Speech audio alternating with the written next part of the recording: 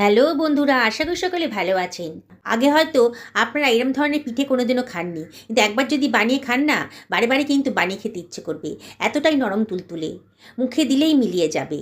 যাকে খাওয়াবেন সেই কিন্তু প্রশংসা করবে কতটাই টেস্টি হয়েছে আর এতটা নরম তুলতুল করছে। চলুন তাহলে কথা না বাড়িয়ে আজকে বানিয়ে ফেলি। আমি একটা গাজর নিয়ে নিয়েছি, বেশ লম্বাটে ধরনের গাজর। আগে থেকে ধুয়ে পরিষ্কার করে নিয়েছি। গাজরের মাথার দিকটা আর নিচের দিকটা কেটে বাদ দিয়ে দিলাম। গাজরের খোসাটা আমি কেটে বাদ দিয়ে দেব। এবার খোসাটা কেটে বাদ দেওয়ার পর আমি একটা গ্রেটারের সাহায্যে এটাকে গ্রেট করে নিচ্ছি। বাজারে এখন প্রচুর গাজর উঠেছে, আর চেষ্টা করবেন একটু লাল ধরনের গাজর আনতে। দেখুন আমি গ্রেট করে নিয়েছি, আর মাঝখানে যে হলুদ মতো শক্ত অংশটা, ওটা আর গ্রেট করলাম না, ওটা ফেলে দিচ্ছি।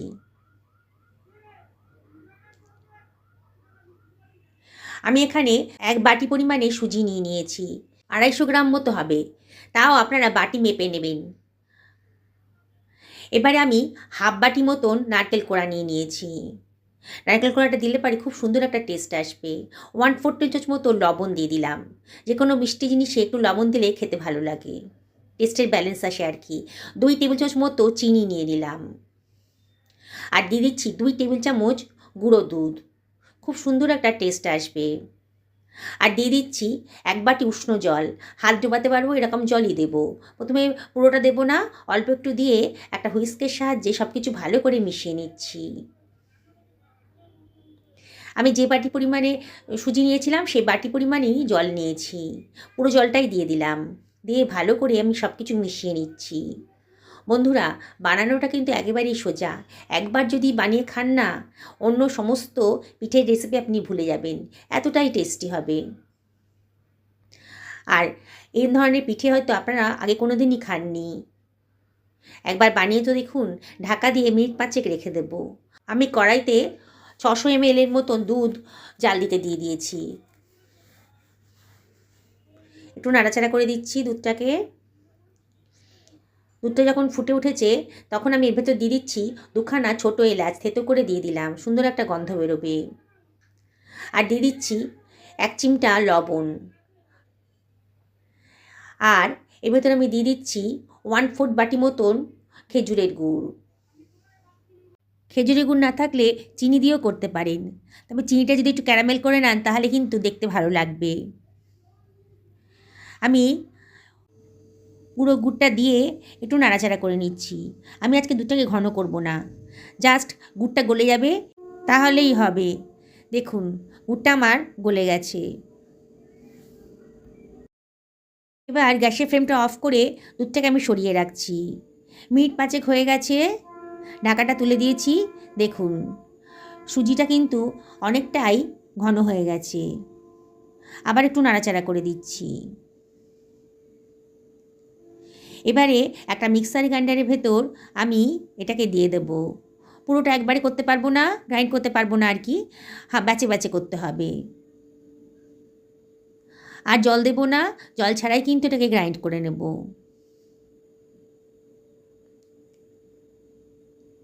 দেখুন কত সুন্দর একটা স্মুথ পেস্ট তৈরি হয়ে গেছে। এবার এটাকে অন্য একটা পাত্রের ভেতর সরিয়ে রাখছি।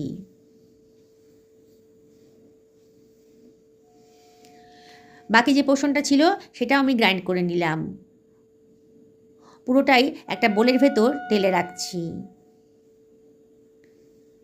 আবারও একটা হুইস্ক দিয়ে ভালো করে একটু ফেটিয়ে নিচ্ছি।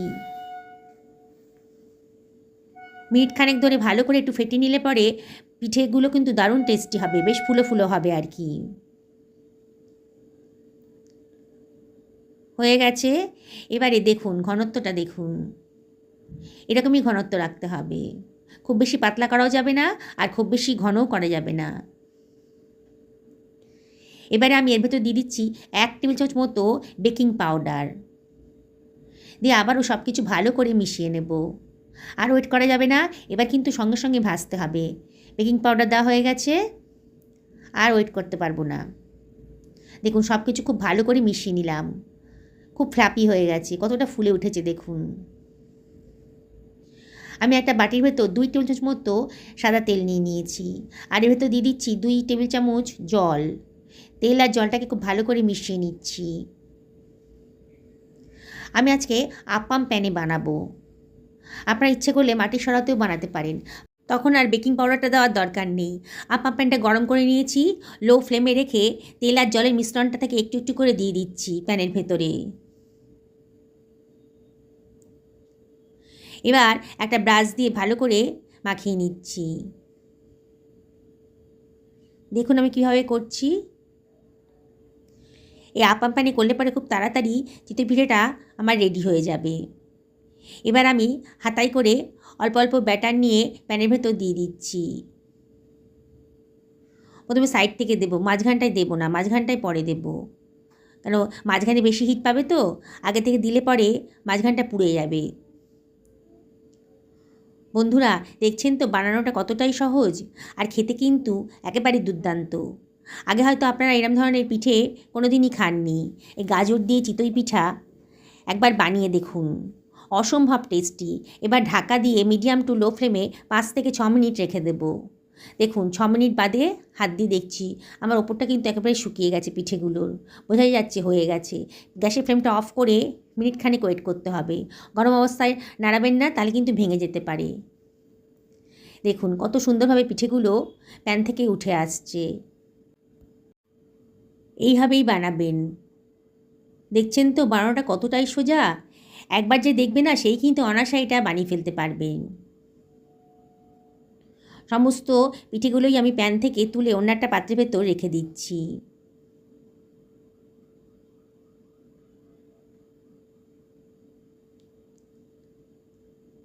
হয়ে গেছে। প্যানটাকে একটু পরিষ্কার করে নিয়ে আবারও তেল জলের মিশ্রণটা একটু একটু করে দিয়ে দিচ্ছি।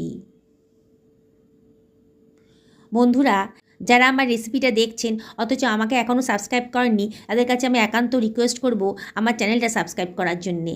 পাশে থাকা বেল আইকনটা অবশ্যই ক্লিক করে দেবেন, তাহলে আমার রান্নার নোটিফিকেশানটা আপনারা চটজলদি পেয়ে যাবেন।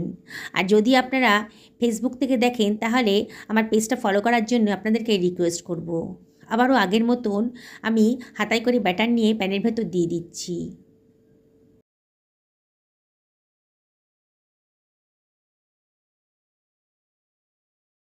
5 মিনিট বাদে দেখুন আবারও আমি গ্যাসের ফ্লেমটা অফ করে দিয়ে আমি প্যানটাকে একটু ঠান্ডা করে নিয়েছি। আর কত সুন্দরভাবে আগের মতনই আমার পিঠেগুলো উঠে গেল প্যান থেকে। দেখুন কতটা সুন্দর দেখতে লাগছে। আপনার ইচ্ছে করলে কিন্তু এটা দুধে না দিয়ে শুধু শুধু খেতে পারেন। দেখুন কতটা জালিদার হয়েছে, কতটা সুন্দর দেখতে হয়েছে। দেখুন আমি একটা ভেঙে দেখাচ্ছি, কতটা সফট হয়েছে, দেখেই বোঝা যাচ্ছে কতটা সফট হয়েছে। দুধ ছাড়াও কিন্তু আপনারা খেতে পারেন, তবে আমি আজকে দুধে দিয়ে বানাবো। এর টেস্টটাও কিন্তু একেবারে অসাধারণ। দেখুন আমি পিঠেগুলো দুধের মধ্যে দিয়ে দিচ্ছি। দুধটাকে আমি আবারও উষ্ণ গরম করে নিয়েছি। এবার পিঠেগুলোকে দুধের মধ্যে দিয়ে দিচ্ছি। আগেই বলেছি বন্ধুরা, আপনারা যদি মনে করেন দুধ ছাড়া খাবেন তাহলে কিন্তু খেজুরি গুড় দিয়েও আপনারা খেতে পারেন, শুধু শুধুই খাওয়া যায়, এতটাই টেস্টি হয়েছে। এবার দুধের মধ্যে সব কিছু ভিজিয়ে দিলাম পিঠেগুলোকে। এটা ঘন্টা 2 রাখলে পরে খুব নরম হয়ে যাবে, আর একেবারে নরম তুলতুল করবে, মুখে দিলেই মিলিয়ে যাবে। ঢাকা দিয়ে রেখে দিলাম। আমি আর ওয়েট করছি না, 10 মিনিট বাদেই কিন্তু আমি এটাকে আপনাদের সার্ভ করে দেখাচ্ছি। এখনও অনেকটাই নরম হয়ে গেছে।